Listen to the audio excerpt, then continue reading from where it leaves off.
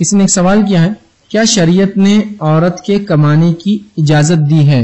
ٹھیک، تو بہرحال یاد رکھ لیجئے، شریعت میں عورت کا بلا وجہ کمانا درست نہیں ہے، وجہ سے کمانا درست ہے۔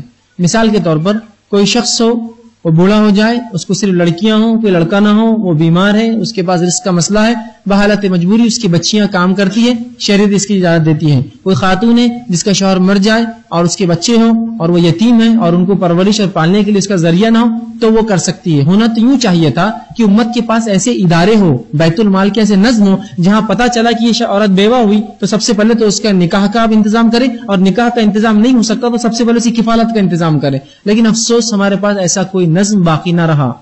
ہم نے اپنے ہاتھوں سے، جس کو کہیں گے ایک مثال ہے، اپنے پیروں پر اپنے ہاتھوں سے کلاڑی ماری، یہ حال کیا کہ شریعت نے نظم دیا تھا، ہم نے اپنے ہاتھوں سے اس کو چھوڑ دیا۔ اب بھی در در پھرتے ہیں کہ اس کی کون مدد کرے گا، تو نظم ہونا چاہیے۔ اب چونکہ اس علاقے میں ایسا کوئی نظم نہیں ہے تو وہ خاتون جو مجبور کر دی جائے اپنے کام کے لیے وہ یہ کر سکتے، لیکن اب کوئی کہے میں نے اتنا پڑھی اور لکھی تو لہٰذا مجھے آپ کام کرائیے، شوہر سے کہے یا اپنے گھر والوں سے کہے کہ مجھے اتنا پڑھا لکھا ہے، کیوں جب کام پڑھائی لکھائی یاد رکھیے آپ کو ایک اچھا انسان بنانے کے لیے کی گئی، آپ کیوں ہمیشہ کمائی کا سوچتے ہیں پڑھائی کے بعد؟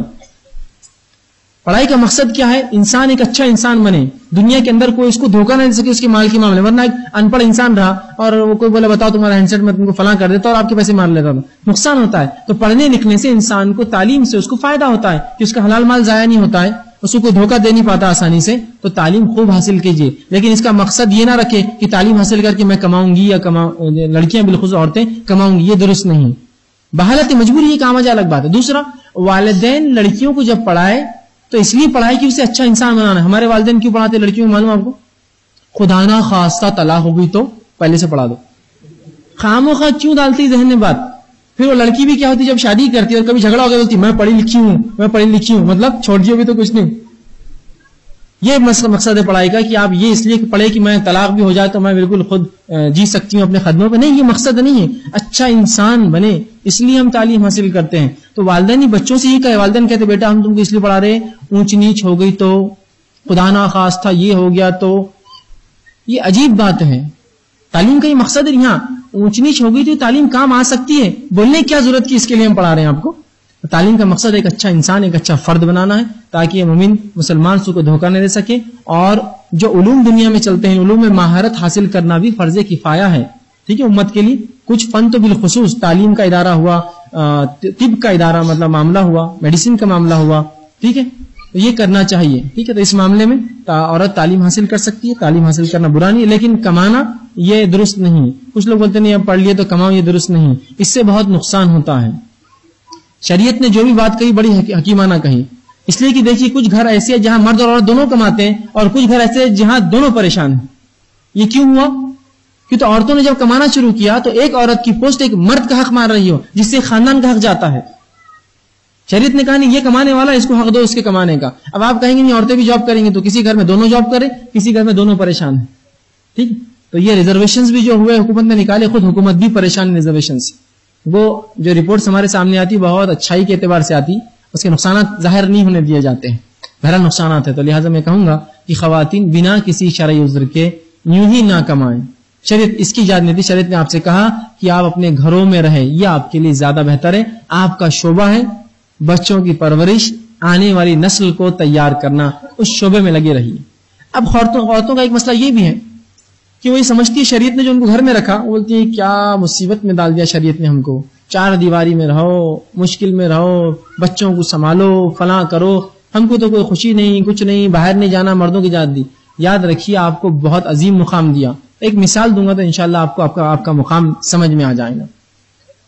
ایک اسکول، ایک کالج کو آپ دیکھیے، کسی انسٹیٹیوشن کو دیکھیے، کسی بھی ایک محکمے کو دیکھیے، اس میں ایک تسلسل، ہیرارکی ہوتی ہے کہ بھائی باس، سب آرڈینیٹس، پی ایز اور فلاں class 1 officers, class 2، class 3، class 4 پیون، یہ ہوتا ہے، ٹھیک۔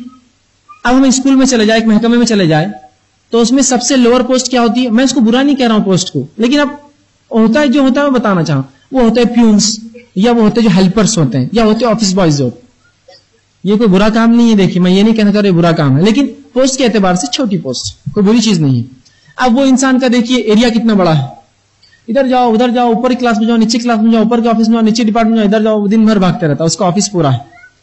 اس سے اوپر ایک پوسٹ ہوتی ہے, سمجھو ایک اسکول میں لے لیجیے, اس سے اوپر ایک پوسٹ ہے وہ ٹیچر کی ہے. ٹیچر کا ایریا کتنا ہے؟